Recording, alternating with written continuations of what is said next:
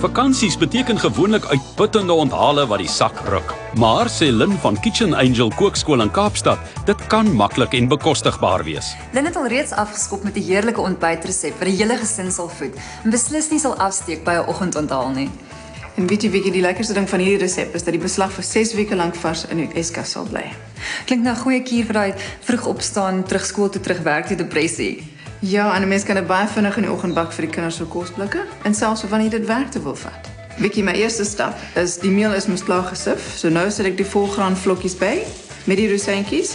Die 3 koppies suiker gaan bykom, die koeksoda en die sout. Ons meng dit goed deur. Dan vat ek al die natbestanddele, dit is die bottermelk, 4 eiers wat jy eers vinnig gaan opklits. Dan sit jy die koppie olie daarbey, meng dit als in 'n aparte bak saam. Dit word dan by die droë bestanddele gevoeg en goed saamgemeng. En dan skep jy dit in jou muffinpan in, wat jy klaar gesmeer het of gesprei het, en dan word dit gebak in die oond. Watter idees het jy vir verskillende geure? Ja, om dit elke dag 'n bietjie anders te maak. Jy kan vars blueberries daarbey sit of 'n piesang insny, selfs neute. Die lekker ding is jy kan goed uit die kas uitvat wat jy klaar het om by te sit elke dag om dit bietjie meer interessant te maak. Die ideale plan vir vinnige ontbyt of teetyd gebak. Maak 'n groot hoeveelheid beslag voor die vakansie en hou dit in die yskas reg vir honger, familie en gaste. Maar hoe gemaak met al die oorskiet hoender braaivleis? Nou gaan ons 'n lekker hoenderpastei maak met gaargemaakte hoender. En die lekker ding van dit is jy kan eintlik die oorskiet hoender van gister gebruik. Dan daarbey sit ons sampioene en preie en ons meng dit al saam met roomkaas. Moet mens spesifiek hierdie groente gebruik? Ag nee, wat jy kan enige oorskiet groente gebruik, maar my weergawe is sampioene en preie. Gryp jy asseblief met die knoffel en die botter en dan begin ons by die stoof. Nou gaan ons begin kook. Ons gaan eers die botter begin smelt op baie lae hitte. Ek vat nou my preie en dan gaan ons dit sorteer.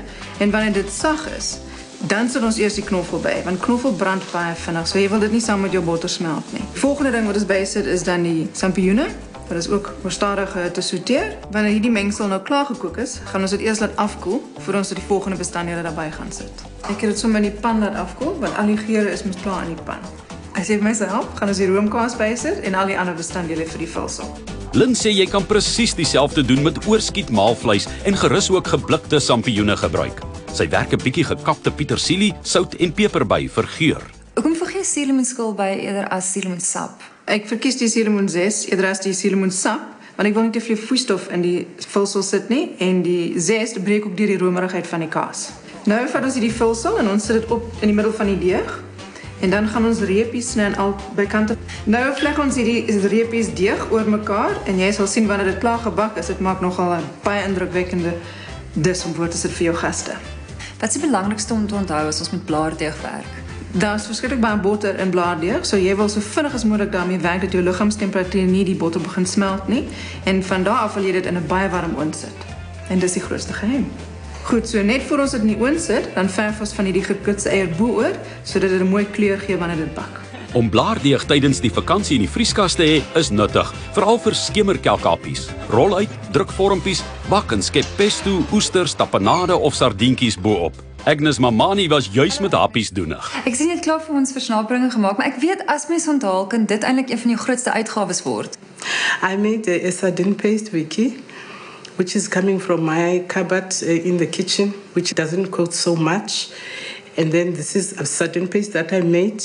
It's a butter, sardines, mustard, pepper sauce, it's lemon and salt, which I put all in the blender and blend it so to make a very nice paste.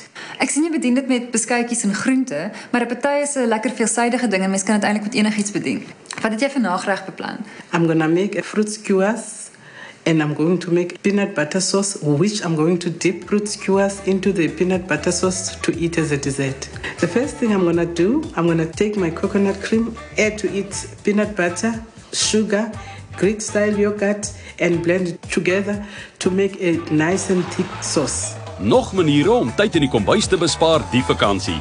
Kies resepte wat hulle self gaar maak in die oond sonder te veel inmenging van jou kant. Beplan etes waar gaste hulle eie kos maak, soos hamburgers. Braai die rolletjies en patties op die vuur, en pak mayonaise, kropslaai, tomaties en geurmiddels uit sodat elkeen homself help. En onthou daar's niks verkeerd met gekoopte roomys en heerlike seisonale vrugte nie. Vergeet maar hierdie vakansie van die inkopieslys en gaan loer eers in die kas.